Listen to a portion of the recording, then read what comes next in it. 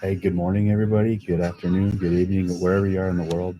I just want to start off by telling everybody who's listening to this and everybody who's out there, I love you. Okay. And then the next thing I want to start off with is I'm calling on Governor Gretchen Whitmer, okay, and Attorney General Dana Nessel, okay. I'm calling on you both to resign immediately. I'm calling on all the police officers that were involved with this cover up, FBI agents. I'm calling on all of you to do the right thing for these children and resign. Okay? You don't deserve the amount of power you have. You lost it with this shooting. Okay? So I'm going to read to you, America. I'm going to try to do the whole thing before I have class here coming up. Okay? But this is the Michigan State University Police Department case report number 23581003331. Case status active. Okay. Um, and in case I just learned this tonight, but if you read right here, it says a 911 or a 0911. Apparently, that's murder. So just ask yourself why. Okay, 9/11 was on that date. Do you think it was by chance? Laws of probability tell you no.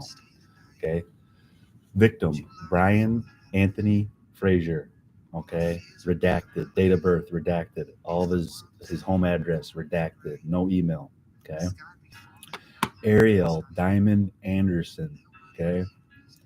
Date of birth redacted. She was a victim of a 911, a 9/11 murder, willful killing, gun. Alexandria Marie Werner. She was a victim of a 9/11 murder, willful killing, redacted. Those are the three young kids who did not need to die. Hey, redacted victim number one.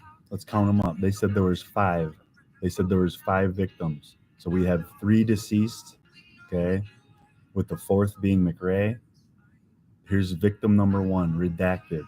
That's a 1397 assault with intent to murder.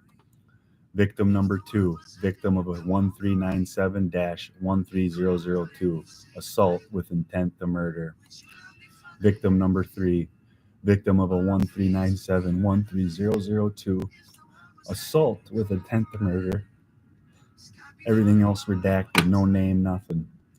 Victim number four, same thing, redacted, no name. Victim number five, redacted, victim of a 1397, assault with intent to murder. Okay. Now here's victim number six. They said there was five. Who's victim number six? 1397 13002, assault with intent to murder. Whoever your police writer is, you might want to fix that. Her name's Dana White. Okay. Witness number one, redacted. Okay. Witness number two, redacted. Witness number three, redacted. Witness number four, redacted. Witness number five, redacted. Witness six, redacted. Witness seven, redacted. Witness eight, redacted. Witness nine, redacted. Witness 10, redacted. This is why I'm calling on Dana Nessel to resign. Because why were you interviewed by the AG office? Why? Why is it lowercase and then uppercase? Okay. Lost my count here. Okay, so that's 1, 2, 3, 4, 5, 6, 7, 8, 9, 10, 11, 12, 13, 14, 15, 16, 17, 18, 19, 20, 21, 22, 23, 24, witness 25, witness 26, witness 27, witness 28, witness 29, okay, witness 30, witness 31, witness 32, witness 33, witness 34, witness 35, witness 36, witness 37, witness 38, witness 39, witness 40, witness 41, 42, 43, 44, 45, 46, 47. Now this is tip number 54, AG follow-up. Repeat on Facebook post. That's the most I get. I don't get a name because I can't see if anybody in a position of power is lying because they don't want me to see. There's witness 50, 51, 52, 53, 54, 55, 56, 57, 58, 59, 60, 61, 62, 63, 64, 65, 66. They love that number. 67, 68, 69, 70, 71, 72, 73, 74, 75, 76, 77. Okay, so there's 77 witnesses that they could have just put the person's name, just like they did the deceased and McRae. So us honest citizens, because it takes honest citizens to see if our officials are lying. It's hard work. Okay, suspect, Anthony Dwayne McRae. Now, Anthony is Brian Frazier's middle name. Brian Anthony Frazier. Okay. My crush, Christopher McRae. He's the director of the FBI. Okay. They forgot to redact one little thing down here that I found, though. And I think it's going to be a key piece of this investigation. Why am I calling on the Attorney General and the governor to resign? Well, they were the first ones here. That's called a conflict of interest. You're bringing party politics into a nationally televised mass shooting. Okay? It's unacceptable. You're supposed to let the local officials do their job and investigate. You really muddied the waters. Get it? Okay, who is Mike Hauser? Does anybody on campus know who Mike Hauser is? Okay, and if you go back to the very beginning of this, it gives a lot of the people's names, but they forgot to redact a person's last name, Schroeder. So if anybody who has a piece of information about this Schroeder character at the very top of this report, I'm begging you, you can go on my website and you can send me a message anonymously. Okay, the About Us tab. You can send me an anonymous message. You don't have to say anything, but you can come forward and tell me what you know about this Schrader character. Who's Mike Hauser? Okay, well, Mike Hauser, I just give it a quick Google search. He works at Sparrow Hospital. He's a BSN registered nurse admin. Why would he be on this police report? Unredacted. Well, I think they forgot to redact his name. Okay. Now, this address, if you look up 1215 Michigan Avenue, Lansing, Michigan, okay, it is right by Brody Hall. That's not where Sparrow Hospital is. So why is his name associated with this address and he's a employee of Sparrow? Okay, and now who are these others? They're not witnesses, they're just others. Other person. Okay, why did they redact this person's name? Okay, but they work at Dunham Sports. Now, I went to Dunham Sports tonight, actually, or last night, because I wanted to see, I don't know anything about guns. So I went and asked them because I saw they named the guns on this report. Okay, and one of them was they said he had a semi-automatic assault rifle. If you look at the video footage they released, okay, you can see him walking with a backpack, and that's it. And I asked the lady. I said, do you think it's possible to fit a gun like that in a backpack? And she goes, no. Okay. Now, these girls that were working there, they refused to give me their names. One of them works for the state news.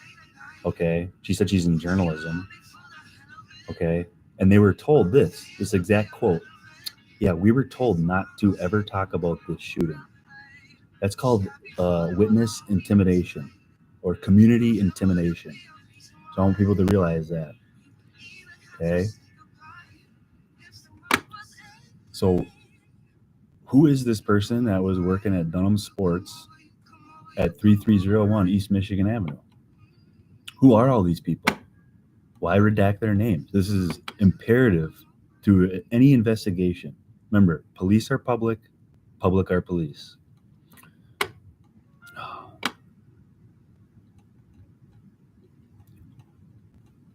Okay, and here's another Dunham Sports, different location.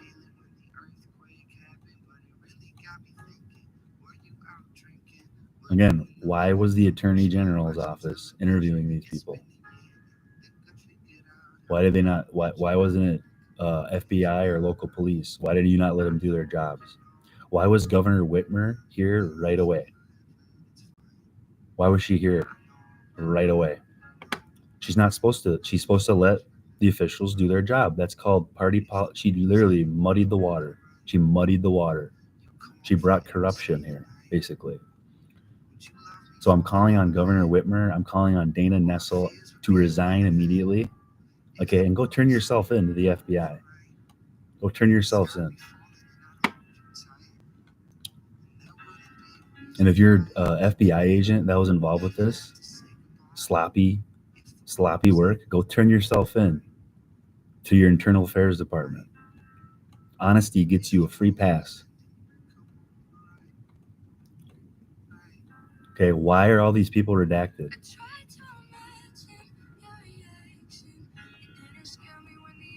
Okay, let's go over the evidence, the property, evidence, other clothing. This is somehow the first piece of evidence that pops up. Underwear, pants, shoes, sweatshirt, count one. Doesn't say when they were recovered or date or time. Paper bags retrieved from hospital by Sergeant Mitchell containing redacted clothing. Like, whose clothing is that? That's a pretty short redaction. It can't be a full name. Okay, evidence, other clothing, redacted. 2 bags, green high tops, jeans, underwears. Okay, doesn't say the date or time they were recovered. Paper bags retrieved from hospital by Sergeant Mitchell containing redacted clothing. Other clothing, a Carhartt jacket, tennis shoes, sweatpants. Okay, does not say the date or time they were recovered. Paper bags retrieved from hospital by Sergeant Mitchell containing clothing. Okay, evidence seized, other clothing, does not say the date or time they were recovered. A sweatshirt, paper bags received from hospital by Sergeant Mitchell containing blank clothing. You have to number each one of these bags, by the way. This is terrible police work. Evidence, other clothing, coat and shoes, count one, does not say the date or time recovered. Paper bags retrieved from hospital by Sergeant Mitchell containing blanks clothing. Evidence, other trace evidence. Here we go. Paper bag marked item number 1 from FBI CSI. Count 1. Bag states on floor near vending machine. Bag states on floor near vending machine. That doesn't make sense to me. Does it to you? Doesn't say date or time recovered. Other trace evidence. It just says other trace. Bag states CC Berkey hallway on floor near trash cans recovered by FBI CSI. Count 1 does not say date or time recovered. Evidence, other trace evidence. Bag mark number 3 CCX 2 Berkey hallway by FBI, CSI. Hallway on floor near trash cans. Other trace evidence. Paper bag stated number 4. CC times 2. Berkey hallway by FBI, CSI. Other trace evidence. On floor near trash cans. Okay. Other trace evidence. Paper bag states number 5. CC Berkey hallway by FBI, CSI. Doesn't say date or time recovered. Other trace evidence, paper bag number 3 from FBI CSI, marked CC, count 1, Berkey hallway on floor near 119B. Does not say date or time recovered. Other trace evidence, paper bag number 6 from FBI CSI, marked CC, on floor near water fountain. Does not say date or time recovered. Other trace evidence, paper bag number 7, FBI CSI, marked CC, does not say date or time recovered, on floor between 114 and 115.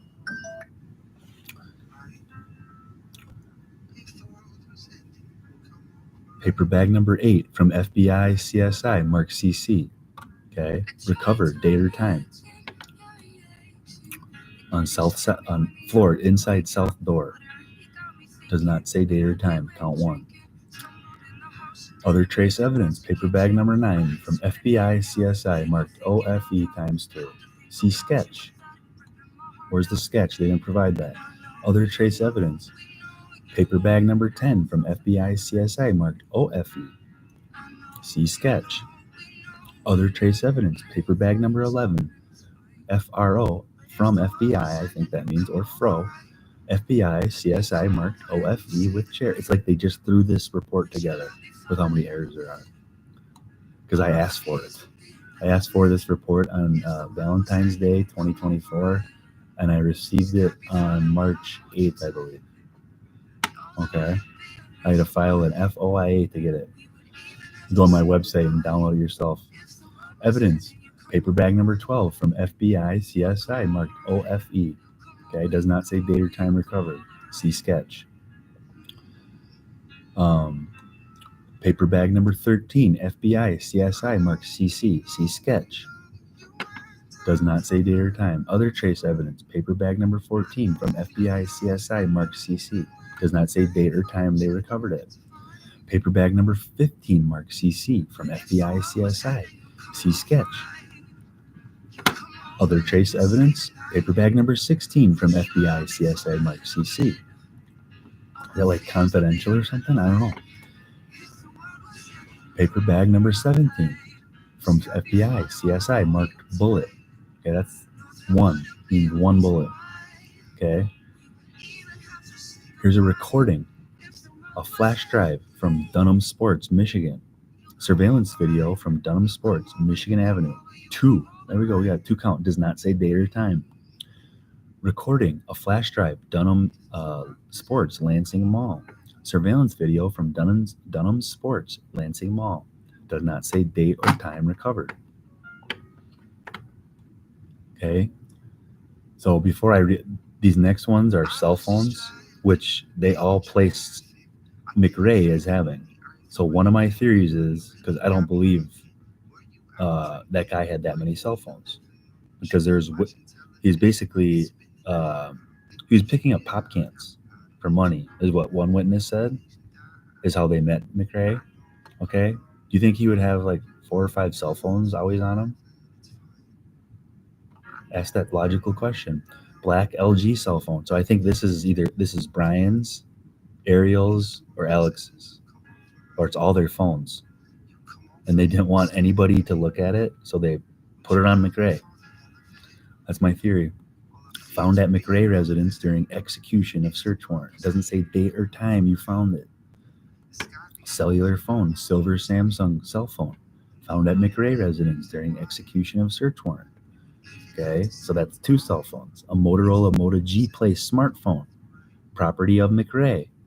Okay, notice how it says these other first 2 found at McRae's residence. This just says property of McRae. So maybe that's really his phone. Okay.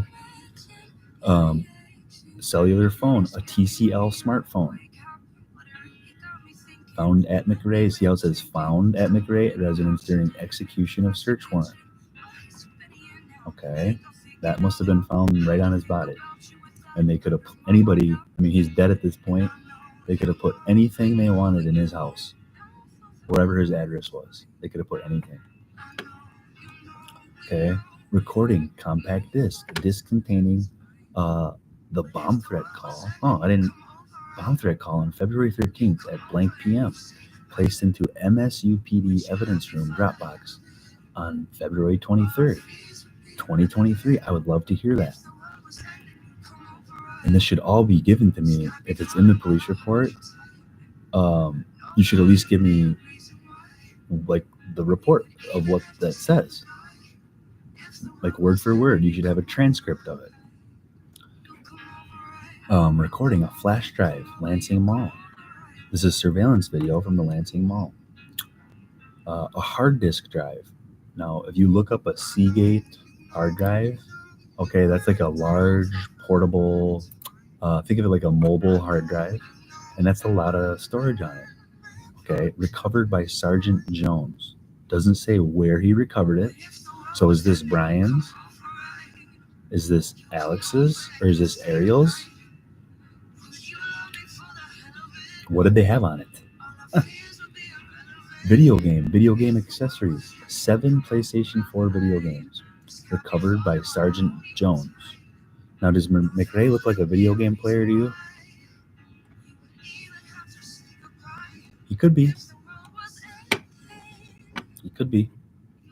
I stopped. I used to play video games. As older I got, the less I played. You know what I mean? A Hisense flat screen TV.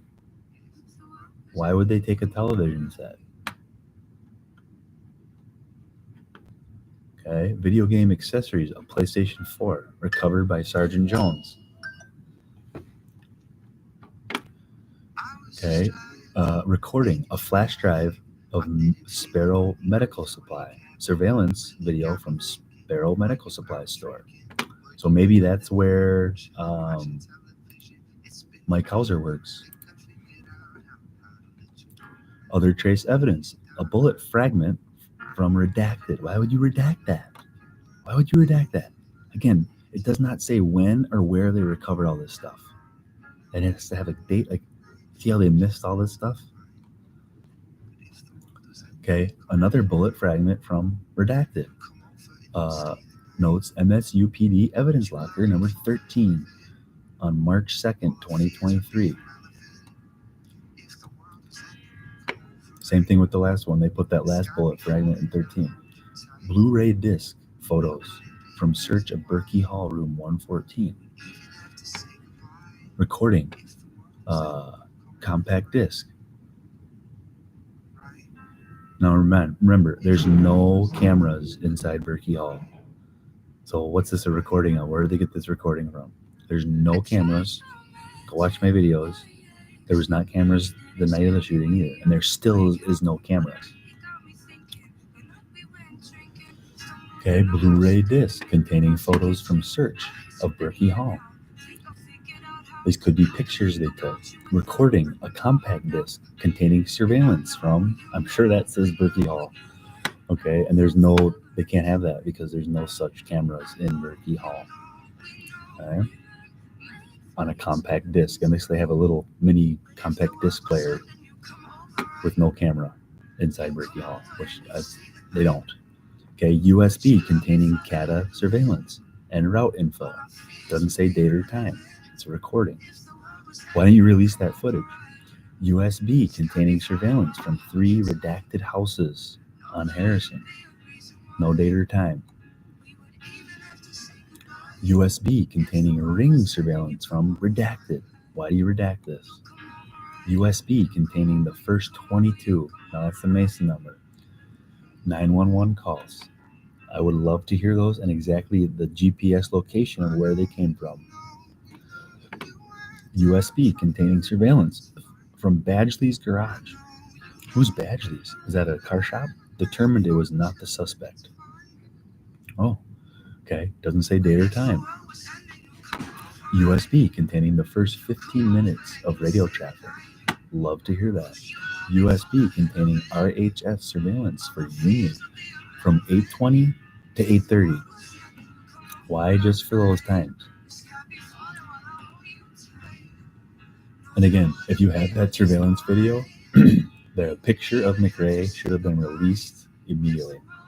They had to wait until around 11 o'clock until they released his picture. That's 3 hours after he just committed 2 shootings. And the Michigan State Police Department, they have a live command center. Okay. And the FBI, they can pretty much see anything. They can hear you fart. Okay. USB containing MSP CCU phone extractions. Wow. So whose phones did you extract? Recording other landmark apartment surveillance footage. USB containing surveillance from Gene's Quick Stop. Doesn't say date or time.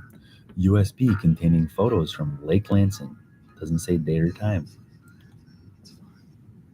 A recording, a compact disc. A CD containing surveillance from Taco Bell on 2809 North East Street. I could go for some Taco Bell right now. But again, doesn't say date or time. USB containing surveillance footage from Broad Museum. Doesn't say date or time. It's like there's a reason why they're not giving dates and times. Just so if you didn't get that theme.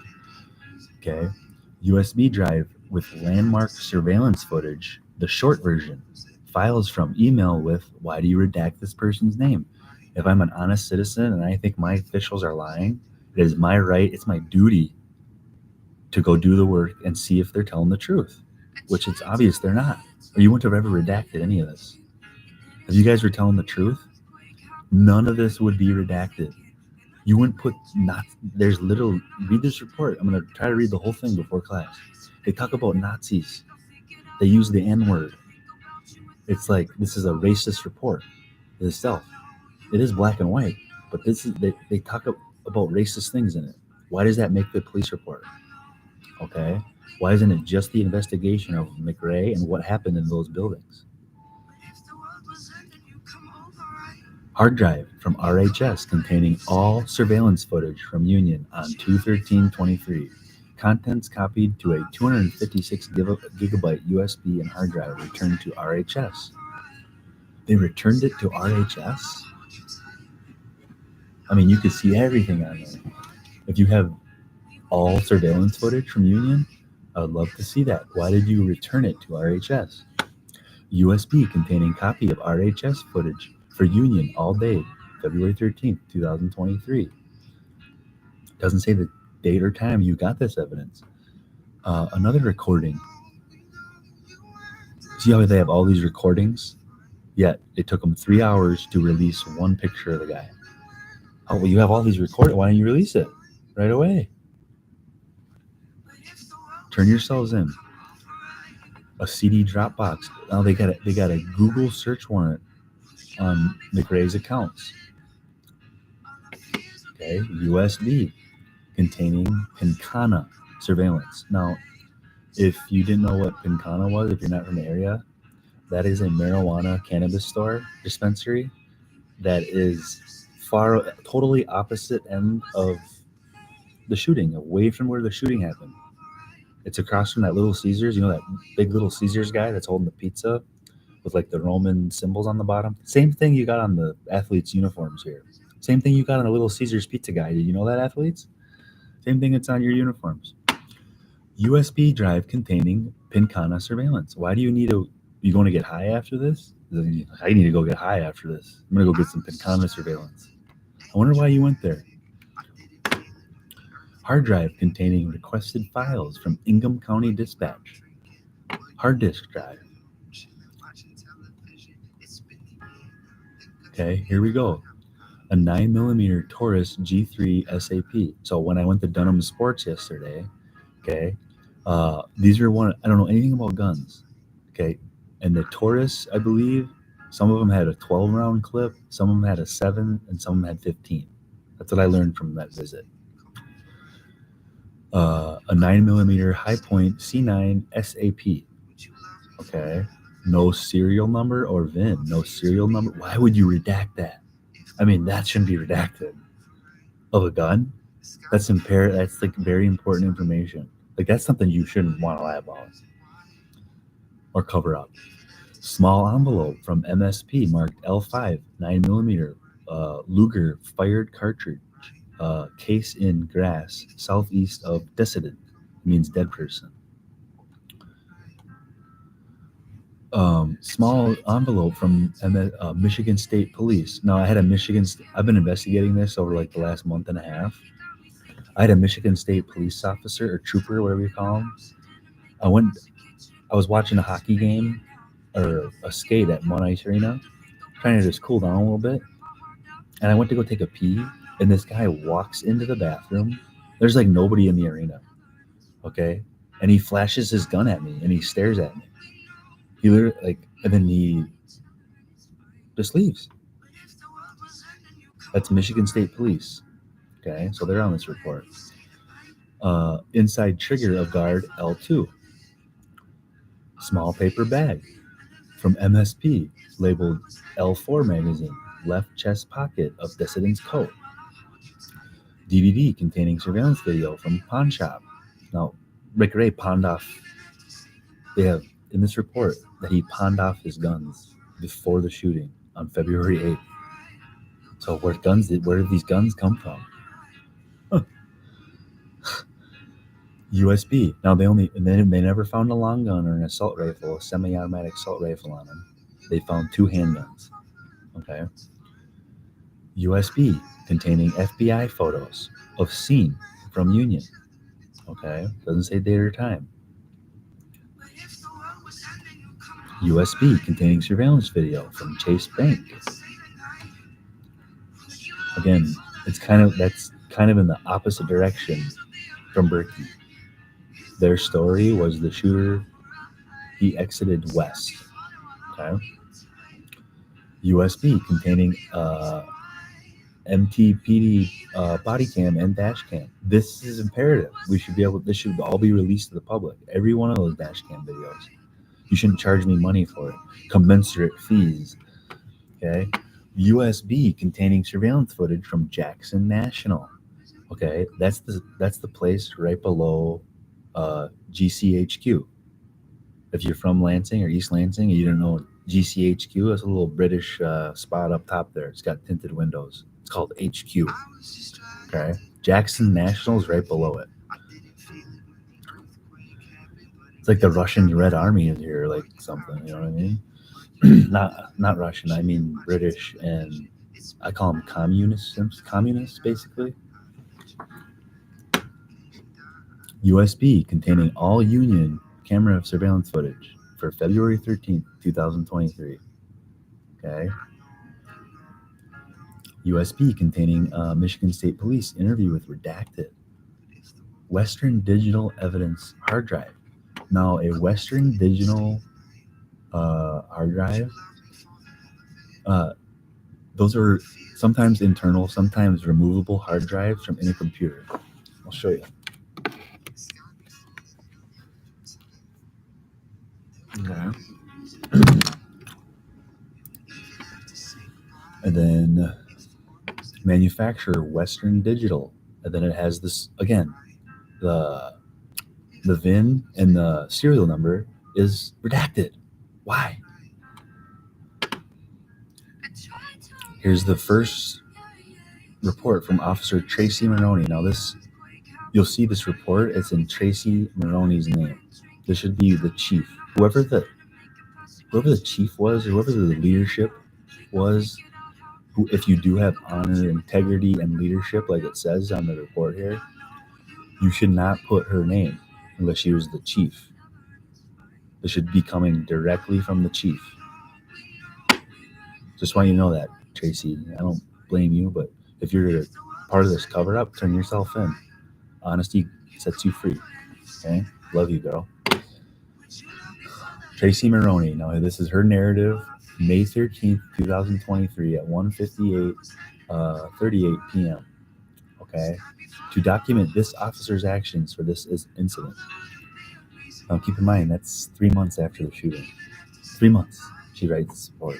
On Monday, February 13th, 2023, this officer, do you write if you're writing a report about what happened, do you write this officer, like when you're speaking about yourself? Or would that be Dana White? Did Dana White write this report? That's the actual MSU Police Department writer.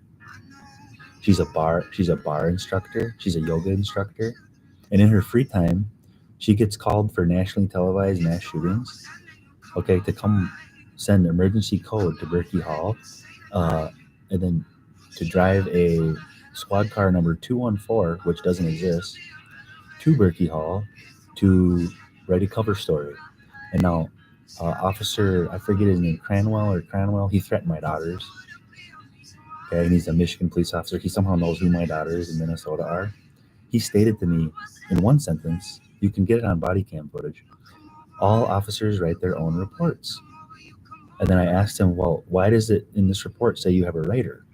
Oh, he said, oh, yeah, sometimes Dana White writes our reports for us. Which one is it? Okay.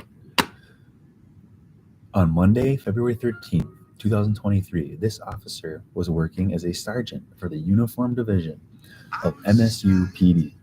This officer was on duty in a fully marked patrol vehicle. At approximately 8:19 p.m. on February 13th, 2023, dispatch advised of a shooting at Berkey Hall. This officer activated her emergency lights and sirens and drove to the scene. While en route to the scene, dispatch advised there were multiple victims in room 114 and a victim in room 135. Dispatch advised the shooter was in the hallway. Dispatch advised mutual aid and medics were en route. This officer arrived on scene and parked her patrol vehicle on the south side of East Circle Road, across from the southwest corner of Berkey Hall. This officer grabbed the vehicle's patrol rifle and entered into Berkey Hall's main entrance on the south side of the building. ELPD Officer Horn entered the building with me and was on my left as we began to clear the entranceway.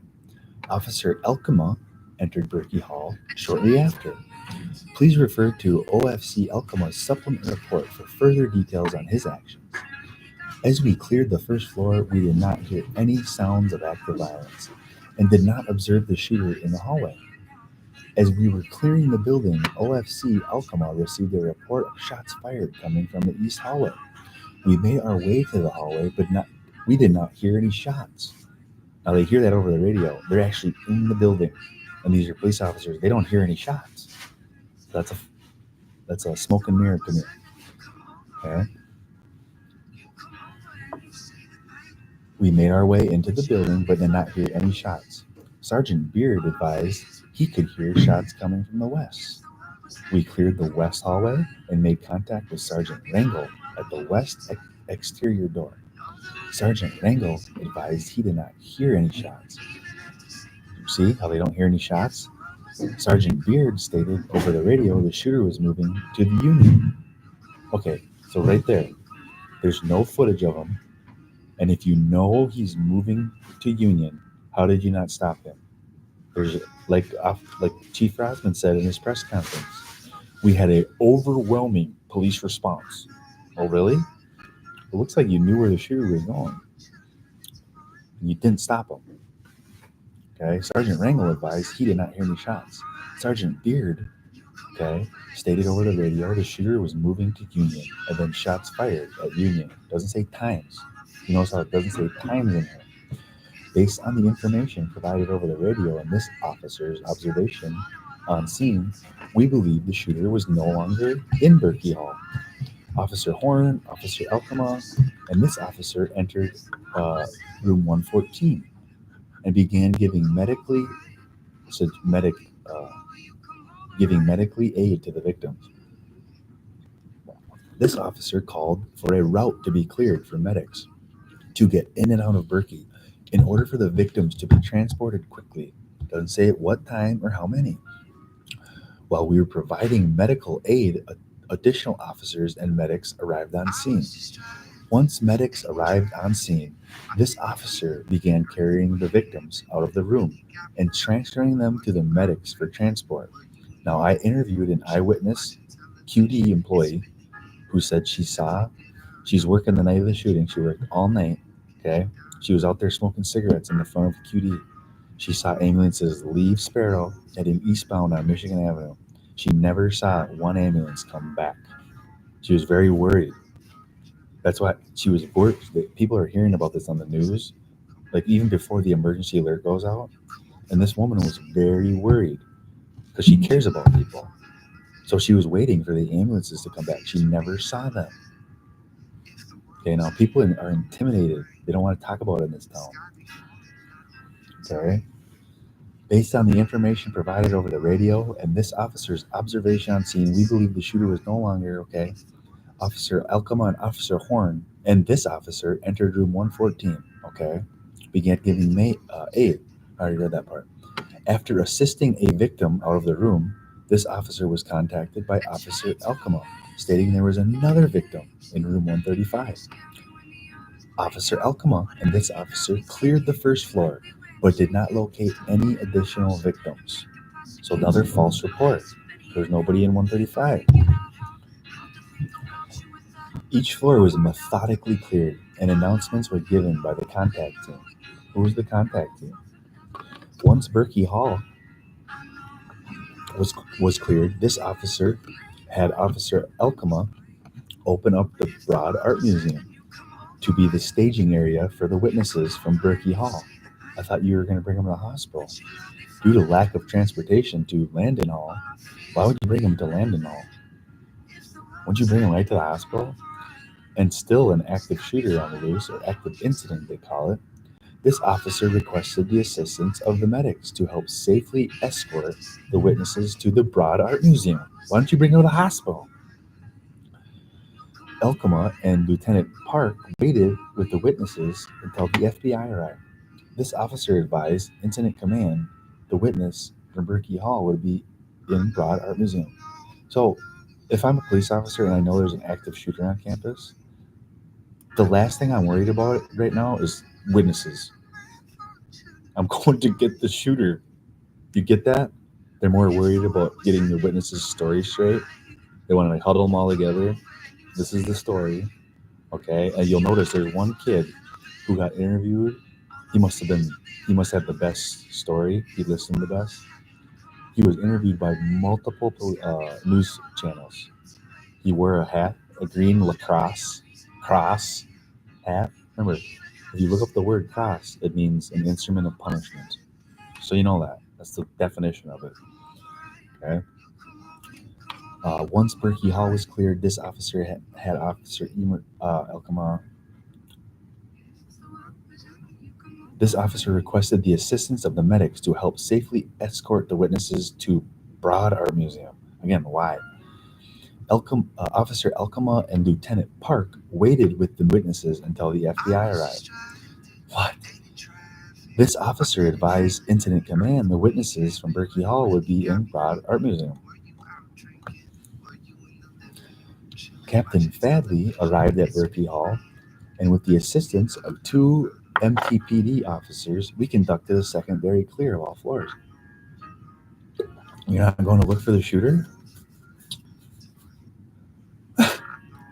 After our sweep was complete, IRSRT arrived on scene to conduct a third sweep, a hat trick of the building and breach any doors. I mean, you just need, oh, by the way, all those doors are wide open. Okay, they're all open, like to this day. Doors that were not breached on the secondary sweep. While our IRSRT was clearing the building, this officer rotated out officers running scene security on room 114. The officer also checked on Officer Alcama at Broad Art while attempting to coordinate turning over the scene and witnesses to the FBI. At approximately 2:30 a.m. on February 14th, 2023, this is the morning of, the night of the shooting, basically, early wee hours, they call it. Alcama,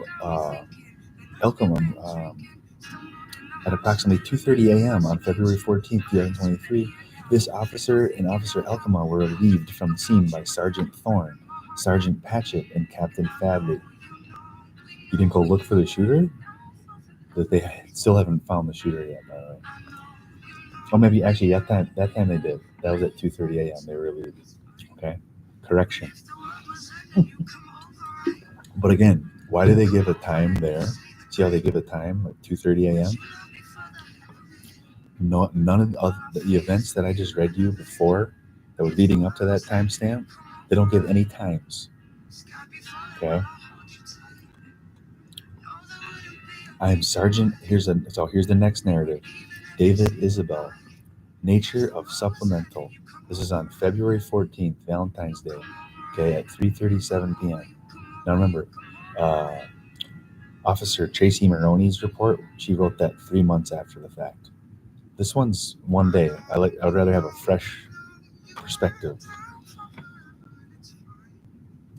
I am a sergeant with the Michigan. This is from David Isabel. I am a sergeant with the Michigan State University Police Department, currently assigned to Patrol Division. On February 14th, 2023, Redacted came into the MSU Police Department. Redacted requested to speak with an officer regarding the campus shooting. Seems like a good citizen. On February 14th at about 1400 hours or 2 p.m., I spoke with Redacted in the front interview room of MSU Police Department. Redacted stated, so it's a male, at least I give us that, stated he knew the identity of the campus shooter. Redacted referred to the shooter as Tony. Redacted met Tony in 2018 on the campus of MSU. 5 years ago? Huh. They met at a gathering of community. Remember, community members who were interested in bettering their Greater Lansing communities. Okay, if you didn't know, that's a little code word for their secret fraternal order. Okay, I just figured that out recently in a thesaurus. Okay, redacted referred to a Tony as redacted would disclose criminal activity in redacted neighborhood to redacted would then advise local law enforcement. The last time Redacted saw Tony was about 3 weeks ago. Redacted stated that Tony seemed to be agitated. Tony told Redacted that he had been beaten up by students. I don't know about that. Tony didn't indicate if the students were MSU students. Tony did not advise what caused the altercation between him and the students. Okay, so here I'm going to read that again. Tony told Redacted that he had been beaten up by students. Tony didn't indicate if the students were MSU students. Then it says here, this is big. Tony did not advise what caused the altercation between him and the students. Tony did not advise? Okay. Redacted indicated that he believes the altercation may have occurred during a weekend in the downtown East Lansing area. Redacted stated that Tony frequents that area to collect cans for money on the weekends. See, do you think that guy can afford 5 cell phones? He's collecting cans, like nice smartphones. Maybe. Redacted believes the indicated altercation with students may have been the motive behind the shooting on February 13th, 2023. Redacted also recalled having conversations with Tony about mass school shootings in the past. You just have conversations about that stuff with Tony, guy who collects scans. See how far-fetched this story is? These conversations were not recent in nature. Redacted believes Tony had an infatuation with school shootings or shooters. So bad. Several times during my interview with Redacted, advised that he is a redacted and offered his services to the police department and or MSU community. Disposition of an incident. I advised Redacted that I would document his statement. I also advised Redacted that an investigator may be reaching out to him for further questions. This incident is closed to patrol pending further incidents. Now here's from Jamie Eisen. I believe this is I started looking up these officers' name. She was on court TV for a case recently. You can look up Jamie Eisen. She did a good job on TV. She's they're made for Hollywood. You know what I mean? Add three witnesses. Okay, it says changed Jamie Eisen on February 14th, Valentine's Day, 2023, at 3:57 p.m. This is stated change to incident highlights. Add three witnesses. Nature of supplemental report. I am currently assigned as N, I should say A, I am currently assigned as N detective for the Michigan State University Police Department. In this role, I am tasked with collecting evidence and conducting interviews related to the shooting that occurred on February 13th, 2023, on the campus of MSU. So if you look up the word campus, it means a battleground. If you didn't know that, a campus, it's Roman for like a camp, like your battle camp or your war camp. That's what campus means. It's a battleground. It truly is here. Jeez.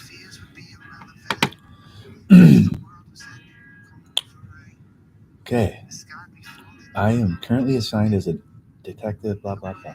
In this role, I am tasked with collecting evidence and conducting interviews related to the shooting that occurred on February 13th, 2023, on the campus of MSU.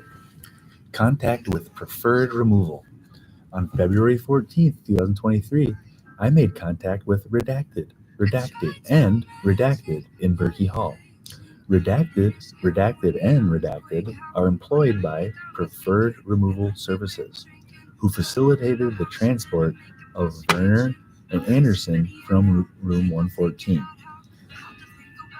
You gonna put them in an ambulance? There's no life-saving measures you done these kids? Nothing? You didn't try to get them to the hospital? You know what I mean? Search warrant for electronic devices. On February 20th, 2020, Judge Greenwald of the 54B District Court, I'm calling on you to resign. Go turn yourself into the FBI. Signed a search warrant for the following devices currently located at the MSU Police Department. Blue Motorola cell phone with clear case. Black Alcatel cell phone in a glittery floral case. Do you think McRae would have a glittery floral case, or was that one of the young ladies who died? Was that their phone? Again, they found it. It says on McRae. Okay, black LG cell phone with a cracked screen. Could that have been someone's in the shooting who was in distress and their phone dropped or got hit with a bullet? Maybe it had a cracked screen. Silver Samsung phone with cracked screen, and that's two phones that might have been through some rough stuff through that shooting. A 40-inch Hisense flat screen smart TV, a PlayStation 4, and a Seagate Backup Plus Slim portable drive. Return and tabulation for electronic devices. On March 7, 2023, I completed a return and tabulation for the electronic devices. A copy of the return, along with the search warrant, was provided to the 54B District Court. So Judge Greenwald, resign. Go turn yourself in. Search warrant to Google LLC. Who thought Google was still an LLC? I thought they were a powerful company. On February 23rd, 2023, Judge Greenwald, you need to resign, sir. For these kids that died, go resign. Judge Greenwald of the 54B District Court signed a search warrant to Google, along with Mr. David Knutson of the Minnesota 1st Judicial District. You need to resign, sir. For the following identifiers, February 13th, 2022 to present. So that was a search warrant. They could look up anything they wanted. They redact his Gmail. They redact his YouTube. Name, Anthony McRae. Phone numbers, redacted. I served this search warrant to Google via the online law enforcement request system on February 24th, 2023. That is 11 days after the shooting. Why didn't you get that right away? Request number 312-45193. Lien redacted. Attachments, affidavit and search warrant for electronic devices. Affidavit and search warrant to Google LLC. Return and tabulation to Google LLC. Disposition. Open. This is an ongoing investigation. Narrative. Anthony Elkema. Okay. This is Officer Elkema, February 15th, 2023 at 10:48 a.m. This is a supplemental report to Sergeant Maroney's original taken on February 13th, 2023. Well, if you notice, Sergeant Maroney's was on May. Hers was in May. If you go back and read the police report. Nature of the incident. On February 13th, 2023, at approximately 8:18 p.m. or 2018 hours, I was dispatched to a shooting at Berkey Hall. Dispatch advised rooms 114 and 135 had gunshot victims. Dispatch stated the shooter was in the hallway. Description unknown. Dispatch stated mutual aid and medics were en route. Officer's actions. The officer cleared a current call and responded with emergency lights and siren activated to the scene. This officer requested suspect description, direction of travel, and a mutual aid canine. After reviewing my GTAC body-worn camera, I observed my arrival time on scene to be at February 13th, 2023 at approximately 8:21 p.m. or 2100 hours. Upon my arrival, I positioned the MSU patrol vehicle I was driving emergently, who uses that word in a police report, at the southwest corner of Berkey, and he had time to close another call. Dude, you hear a shooting, active shooter, you say, go, whoever you're dealing with right now, you don't take time to close the call. Okay? I was driving emergently at the southwest corner of Berkey Hall on East Circle Drive, outside of the building. I observed a bystander near this location and advised them to leave the area. I made entry in the south entrance of the building. I mean, why did you go through the north? I mean, she went through the south. Why did you go through the north? As I entered the building, I encountered the intersection of hallways at this location. I observed a subject in the classroom doorway toward the west entrance and gave commands to seek shelter. This officer scanned the area for the shooting suspect and asked for any suspect information and direction of travel from this unknown staff in the area. Huh? This unknown subject advised he heard gunshots to the east of this position. I updated dispatch and was soon given updated information by other responding officers of gunshots heard to the west. It was at this time a partial description was provided over the radio. What was it? You got to put it right there. What was the partial description? Over the radio, and officers began responding to the MSU Union to locate the suspect. Sergeant Maroney, Tracy Maroney,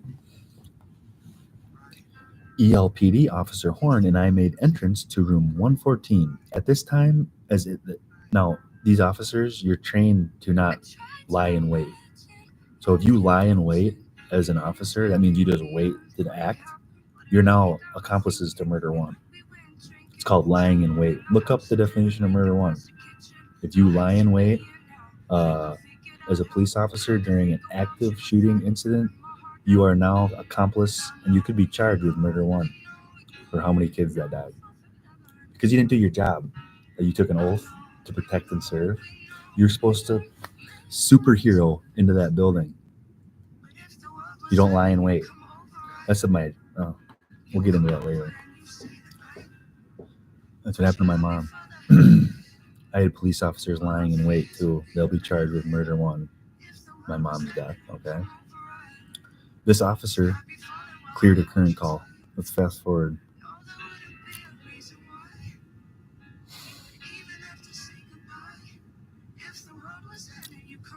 I made entry into the south entrance of the building, and as I entered the building, I encountered the intersection of hallways at this location. I observed a subject in the classroom doorway towards the west entrance and gave commands to seek shelter. This officer scanned the area for the shooting suspect and asked for any suspect information and direction of travel from this unknown staff area. This unknown subject advised he had heard gunshots to the east of this position. I updated dispatch and was soon given updated information by other responding officers of gunshots heard to the west. It was the so that one's east, one's west. It was at this time a partial description was provided over the radio, and officers began responding to the NSU Union to locate the suspect. What was the partial description? Sergeant Maroney, ELPD, Officer Horn, and I made entrance into room 114. At this time, as information at this time led us to believe the suspect was no longer in the building. Victims from room 114 also began exiting the room requesting medical aid. Upon entry to room 114, now why did you not immediately bring those people requesting medical aid to the hospital? Turn yourselves in. Resign. Turn your badge. You don't deserve to wear that badge, and you should definitely not have a gun. You're psychos. Upon entry to room 114, there were multiple subjects calling for medical assistance.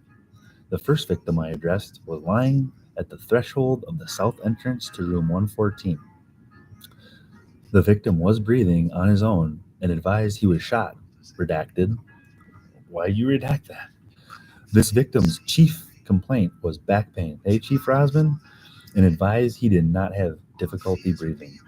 Why is he not immediately in an ambulance? He's shot. I provided a nearby cloth for compression to the area and worked to treat other victims, including a subject with a gunshot wound to the blank, redacted, and also a victim shot in the redacted. Officers provided medical care to the injured victims until medical staff arrived and took over primary care of victims. Okay, so once those ambulances get there, you take them immediately to the hospital. If you're not going to look for an active shooter, at least help get those kids to the hospital, like in your patrol cars. There's over 72 police agencies that responded, okay? And you didn't bring them back to the hospital right away? Failures. You're failures. Officers provided medical care to injured victims until medical staff arrived and took over primary care of victims. This officer directed responding medics to the victims. Once inside Berkey Hall, as more medical personnel arrived on scene, even more medics are there and you didn't bring them to the hospital? Searching for room 135, where original dispatch information advised of more victims. This officer walked the east hallway, continuing to search more victims and potential threats to security. Dispatch had also advised of a female in the bathroom hiding. With Sergeant Maroney, I located the women's restroom on the first floor and located a subject locked in a stall. Officers directed the female out of the hallway and directed her outside to join the remaining victims and students. Sergeant Maroney, ELPD Lieutenant Park, and this officer formed a contact team with rescue medics and moved upstairs. Okay, why aren't they in the ambulances by now? And moved upstairs, and it doesn't say timestamps. None of this has timestamps on it. Checking each floor for potential suspects and victims. Officers methodically made announcements and checked each door handle, clearing each unlocked room. After completing the initial sweep of Berkey Hall at approximately 8:55 p.m. or 20:55 hours, this officer exited the building and took the victims remaining from Berkey Hall. You took victims, not to the hospital, but from Berkey Hall to the art museum. Hey, let's go look at some art while you're shot. You know what I mean? We got one gunshot wound victim. We're gonna take you to the art museum. Okay. This officer escorted the victims and collected identification for each of them. What? Officers brought additional victims and witnesses to this area, and secondary sweeps of the building located students barricaded in classrooms. This officer remained at this location until FBI agent Bruce Fowler and MSUPD detective Eisen, that's Jamie Eisen, arrived on scene to conduct interviews. Okay, still, you haven't brought him to the hospital. FBI agent Bruce Fowler, turn yourself in, resign. You failed these kids. Okay. After leaving the Broad Art Museum, this officer returned to Berkey Hall and reported to MSUPD Captain Fadley for further instructions. This officer briefly assigned scene security outside of room 114. Berkey Hall. Now this is at 8:55. They still have not apprehended the shooter.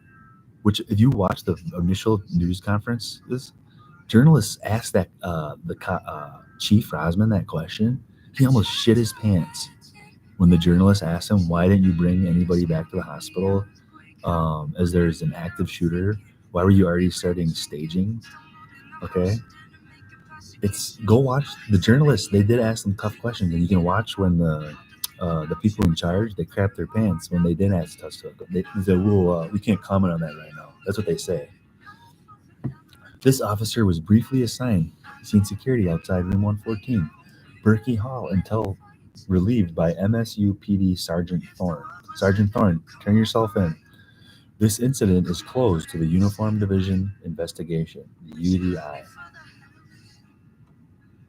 Now here's a narrative from Greg Guadiano. I wrote a search warrant for McRae's house. Really? Is this the judge? You need to resign, sir.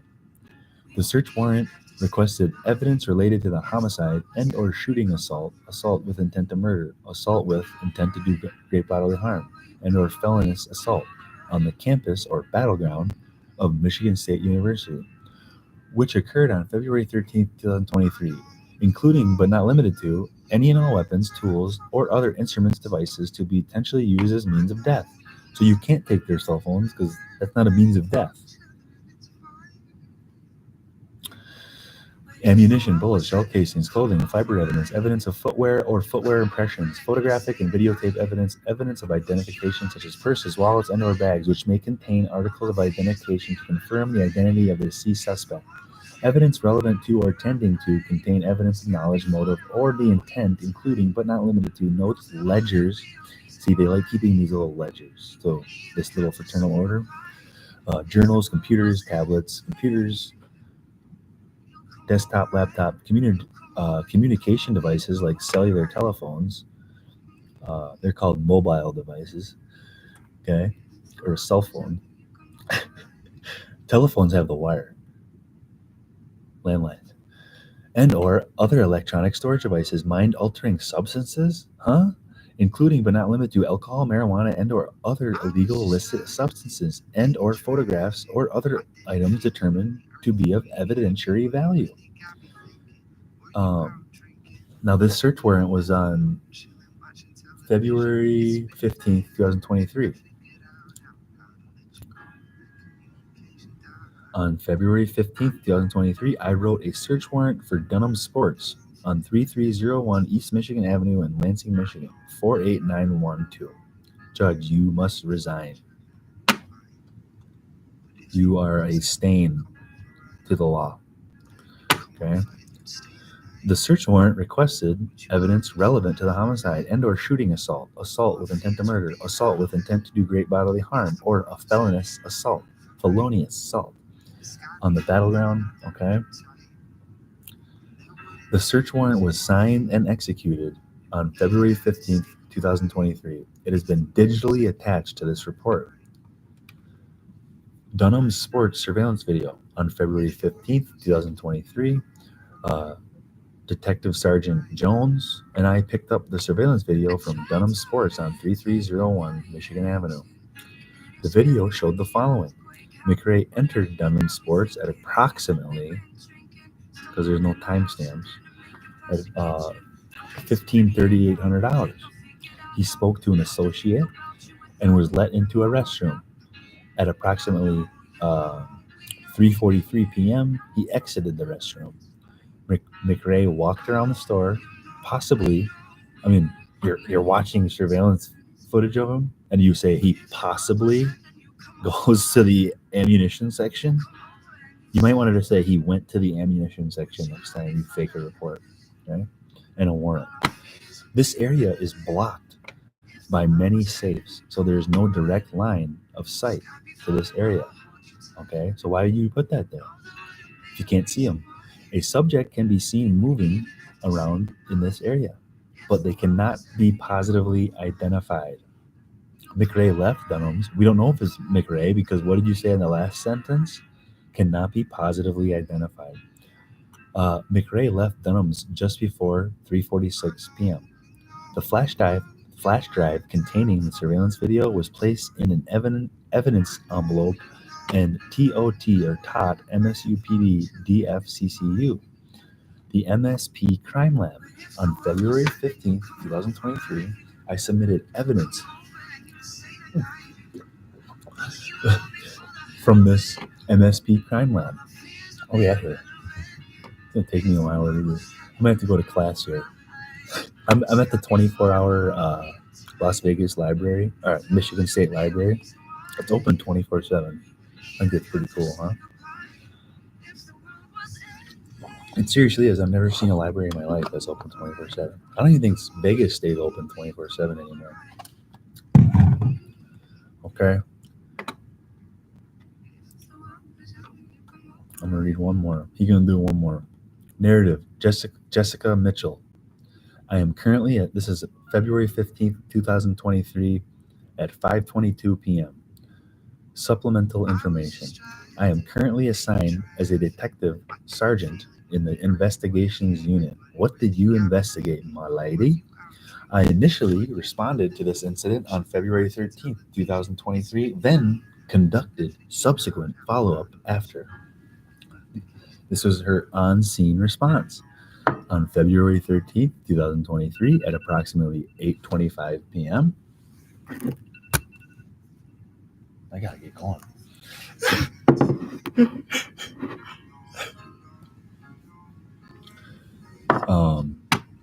At approximately 8:25 p.m., while off duty, I was contacted about a possible shooting. Well, no, it's definite. If you were contacted at 8:25, they got a report of an active shooter in Berkey Hall. See how their story doesn't add up? I immediately reported to work. Took her 20 minutes. At approximately 8:45, Detective Sergeant Jones and I reported to the south side of the Union Building and joined teams in searching the battleground, or otherwise termed campus. The 911 suspect tips. At approximately 1500 hours, I responded. That's 10:15 p.m. I responded to the MSU Police Department to begin assisting with further information gathering and suspect identification. At approximately 10:27 p.m., Ingham County Dispatch Center supervisor sent the images of possible suspects to my cell phone. Now, why didn't you put these out to the public? The first image was of a redacted Facebook post with the caption, "Hope you're ready, MSU. All of you chuds are going to pay. Millions must effing die," with a purple devil smiling emoji. The second was an image of 3 subjects walking down the street, carrying what appeared to be long guns. Remember, the video they showed of him, he just has a backpack, and they only found 2 handguns on him. I mean, if you have a long gun, you're going to see that sticking out of the bag, or he's going to be carrying it. Okay?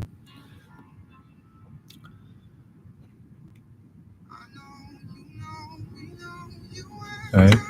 2 of them appear to be wearing external body armor and ballistic helmets. The third image appears to be a conversation on Facebook Messenger about the origin of the photo of Redacted. Someone appears to be sharing that a subject named Redacted saw the Facebook post shared in a Snapchat group. Well, that's really good investigating, Mrs. Mitchell. It was determined that the first image did not match the description of the shooter that was given by subjects at Berkey Hall or the Union. Through quick social media searches, it appeared the post was fake. So why did you put it in here? made by another subject. Please see further supplemental reports regarding the investigation and identification of the subject who made this post. So, was that person who made this post or report, were they charged with false or terroristic threats, leading you on a little goose chase? It was determined the second picture matched the description of police officers who were arriving on scene. What does that tell you? Now they're saying they're getting pictures of the shooter. They're saying it matched the police officers arriving on scene. Red flag. It was determined the second picture matched the description of police officers who were arriving on scene. All three of these images are attached to the report. Not in my report. Just before 10:32 p.m., Detective Houseback was able to gather still images from Union Building surveillance footage of a person matching the suspect's description. There is no description of him. The subject later identified it as McRae. Now they had McRae all capitalized. You notice how they don't capitalize their own names? Okay. Was seen taking a black handgun out of his right jacket pocket while walking into the building. Okay.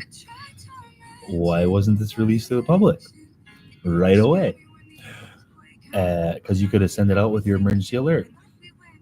At 10:32 p.m., I sent two still images of the suspect to the Ingham County 911 dispatch center to have it distributed to the in-car computers, not the public, in-car computers. So you can get a message out pretty quick if you really wanted to. Contact at Sparrow Hospital. Around 11:20 p.m., I responded to Sparrow Hospital to make contact with the Lansing Police Department detectives who were gathering information from medical staff and families of the injured victims. I remained at the hospital for LPD detectives to turn information over to me and to make contact with medical staff. I was able to get identifying information on all injured victims and their status. But again, it doesn't say when you brought these people to hospital. While at Sparrow Hospital the night of the incident, Assistant Department Manager, yeah, Mike Hauser, turned two different bullet fragments over to me. One was from victim redacted, and one was from victim redacted. Why didn't you say their names? I turned this evidence over to FBI Special Agent in Charge Bruce Fowler while at Sparrow Hospital.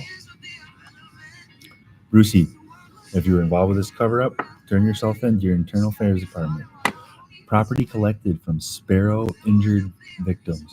After it was determined all victims were out of surgery stable and on their respective ICU floors, I collected all of their belongings to take as evidence. While packaging the property, anything of significant value, phones, AirPods, keys, was taken out and turned over to a nurse to be returned to the families. Evidence processing of property. I took all of the clothing and other belongings with me to the MSU Police Evidence Room. The property was turned over to the Detective Houseback and Detective Susiki at the MSU Police Evidence Room to be repackaged and placed into evidence.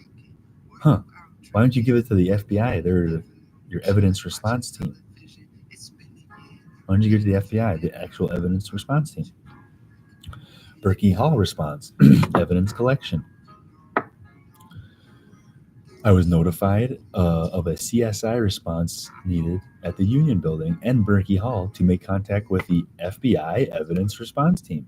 I deployed Sergeant Coates and Officer Alvarado to be the MSU Police CSI contacts at the Union Building. Officer Hartman and I responded to the Berkey Hall to be the MSU CSI contacts there. The FBI evidence response team was responsible for documenting, collecting, and packaging all evidence recovered. But you just said you just took your own evidence from the hospital and brought it to the police evidence room, MSU police evidence room, in the paragraph above. collecting, and so the FBI ERT was responsible for documenting, collecting, and packaging all evidence recovered. Once packaged, the logs and all evidence was turned over to be taken back to the MSU Police Evidence Room. Please see supplemental reports and attached FBI ERT documents for further on the evidence collected.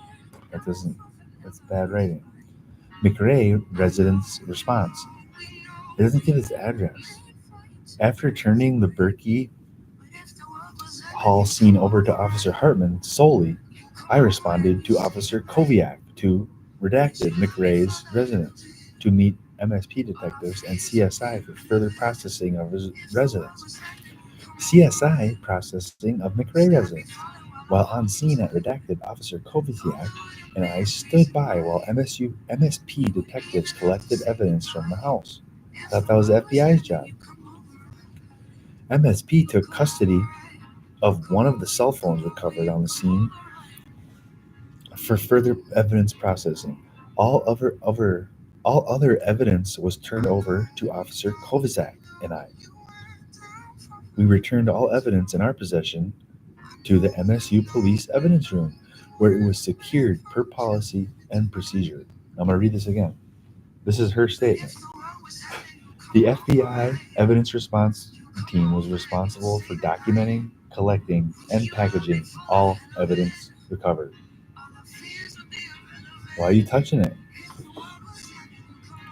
Please see supplemental reports and attached FBI ERT documents for further on the evidence collected.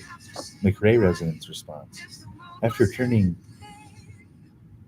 the Berkey Hall scene over to Officer Hartman solely, I responded to Officer Koviak to McRae's residence to meet MSP detectives and CSI for further processing of his residence. CSI processing of McRae residence. While on scene, Redacted Officer Koviak I stood by while MSP detectives collected evidence from the house. MSP took custody of one of the cell phones recovered on scene for further evidence processing. All other evidence was turned over to Officer Kovacic and I. We returned all evidence in our possession to the MSU Police Evidence Room, where it was secured per policy and procedure. This is my last paragraph. Detective Sergeant Schroeder. Okay, there's Schroeder. He's at the very beginning of this report. And I made contact with medical staff and families at Sparrow Hospital later in the afternoon on February 14th, 2023. For further updates, the families of Redacted and Redacted were the only ones there at the time. We provided them with our contact information and advised we would be their contact points for anything related to the investigation from MSU Police. The hospital staff advised Redacted did not have family there at the moment, but they were still considered in stable condition and did not have any further information pertinent to the investigation. Evidence collection from morgue. While at hospital, Detective Sergeant Schroeder and I, there's a Deputy Sergeant Schroeder, and I collected all of this evidence and property from the dissidents in the morgue. We took possession of all evidence and property. I thought this was the FBI's job, like you just stated in your report. For Anderson, Frazier, and Vernon, the medical examiner advised they would send the receipts for all evidence collected via email, and the autopsy reports would come at a later date. I like to see those. MAPS, RX information. I checked the MAPS database for any medications McRae could be prescribed. There were no results indicated. Evidence from MSP, Michigan State Police. While at the hospital, I made contact with the Michigan State Police Deputy Sergeant Troy Johnston, who advised he had collected McRae's evidence and property from the morgue. Okay, so those 5 cell phones you found right away, whose were those? He turned the evidence and property over to us and forwarded the email receipt of the property collected. On February 16th, 2023, MSP, Michigan State Police, turned over all of the evidence collected by their CSI team at the location McRae's killed himself. The property release form is attached to this report. The evidence was placed into MSU Police Evidence Room for policy and procedure. On February 17th, 2023, Michigan State Police turned over all additional letters found on McRae when he killed himself and his Michigan ID card. The property release form is attached to this report. No, it's not. This evidence was placed in the MSU Police Evidence Room for policy and procedure. Receipts of autopsy for evidence of Frazier, Werner, Anderson, McRae. Evidence release forms for MSP. So as you can see right here, this is a blank page.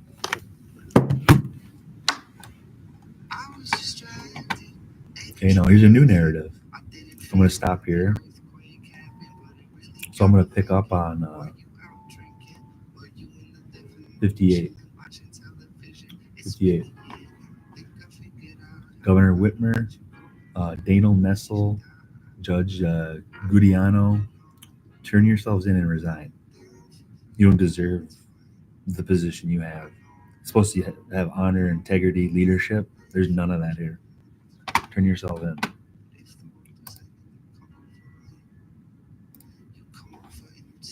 Love you, Miller Madison, Clegg Quinn. Thanks for teaching your daddy how to win. Those are my 4 daughters. Love you, girls. Can't wait to see you.